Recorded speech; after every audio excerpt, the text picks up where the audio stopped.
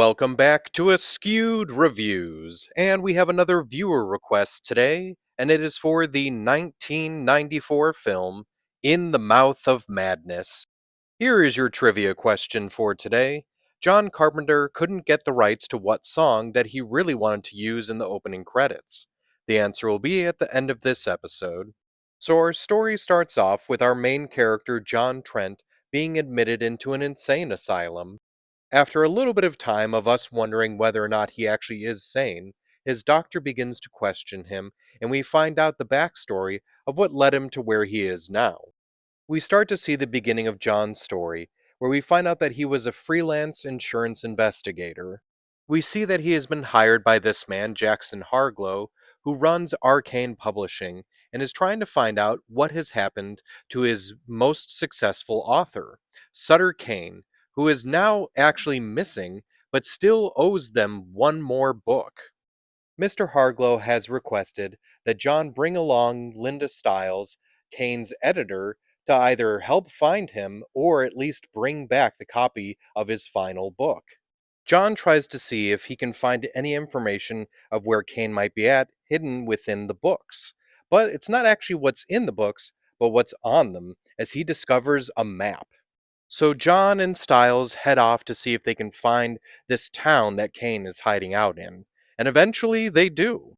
Now, some really strange things begin to start happening as they're finding locations that actually exist in his books and running into people from the books as well. Things only get stranger when they eventually do find the author, Sutter Kane. So, will John and Stiles be able to figure out what is reality and what isn't? And will they ever get out of this town? This movie was directed by John Carpenter, and he actually considers it the third of his three Apocalypse trilogy movies, which also include The Thing and Prince of Darkness. Sutter Kane's books are very much based off of H.P. Lovecraft's work. In fact, some of the titles are very similar, and in some of the scenes where Sutter Kane's books are being read aloud, they are actually taken directly from H.P. Lovecraft's short stories. The character of Sutter Kane is also loosely based off of Carpenter's own friend in real life, Stephen King. In fact, Stephen King even has a short story called Crouch End, which was apparently a big inspiration for this film, and it is in an anthology series called New Tales of Cthulhu Mythos. So, in my opinion, Sam Neill was actually the perfect actor to play John Trent, but there were other actors also up for the role, including Tom Berenger, James Woods, Michael Keaton, Gabriel Byrne, and Ray Liotta.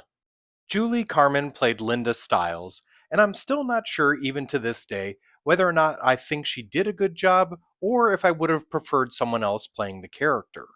By the way, when Stiles is doing that creepy sequence of that bridge crawl, that was actually done by a contortionist with a Julie Carmen prosthetic mask. The stunt double couldn't see, so Carpenter actually had to guide her through the scene. One more thing involving Julie Carmen, that sequence where she takes the car keys and swallows them, those keys were actually made out of pasta just in case. Jurgen Prochnow, in my opinion, also did a very good job as Sutter Kane, but that role almost did go to Rutger Hauer. The character of Jackson Harglow was played by Charlton Heston, but was almost played by James Coburn. This film was unfortunately the final film role for Wilhelm von Homburg, who played the character of Simon. Now, you probably know Homburg a bit more from appearing in Ghostbusters 2 as Vigo the Carpathian. Did you by any chance recognize the paperboy near the end of the film? Well, this was actually Hayden Christensen, and this was his feature film debut. There were also two other actors that had very small roles at the beginning of the movie. Did you recognize David Warner or John Glover? Bernie Casey also had a small role near the beginning of the film. At one point later on in the film, Sutter Kane mentions that his favorite color is blue. Did you happen to notice that throughout the film, the majority of people that are appearing as his mouthpiece have mutated blue eyes? In case you were at all curious, the way that they did Frances Bay's monstrous version of Mrs. Pickman is they actually used a miniature. In the original script, Kane actually opens the door and the entire town got sucked into the other side. Now, Industrial Light and Magic said that the effects would be way too costly to do that, So someone suggested that Kane would just tear himself apart like a piece of paper. The monstrous army that's chasing after John Trent was actually a combination of people in suits, animatronics, and a full sized wall of creatures. It took over 30 people to operate all of it. Did you by any chance recognize the ball that the kids kicked towards Styles? Well, if you're a really big John Carpenter fan, you might, as this very much resembles the beach ball alien from Carpenter's movie Dark Star. At one point, John Trent is watching a movie on television. That movie was the 1953 film Robot Monster, which is actually a favorite of John Carpenter's. If you stayed all the way till the end of the credits, you might have noticed something interesting.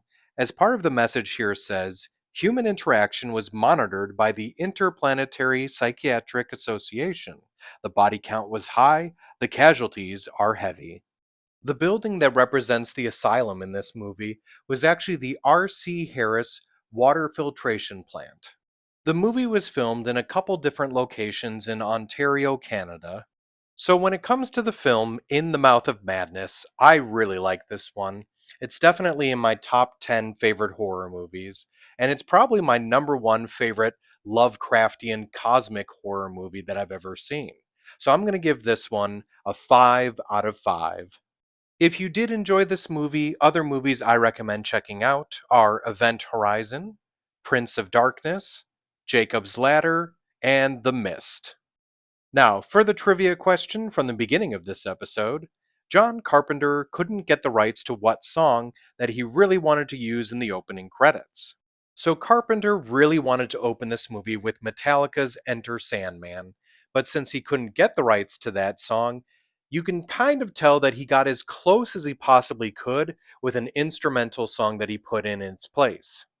I hope you enjoyed this episode of Askewed Reviews, and if there's a movie you'd like to see get a review, just mention it in the comments.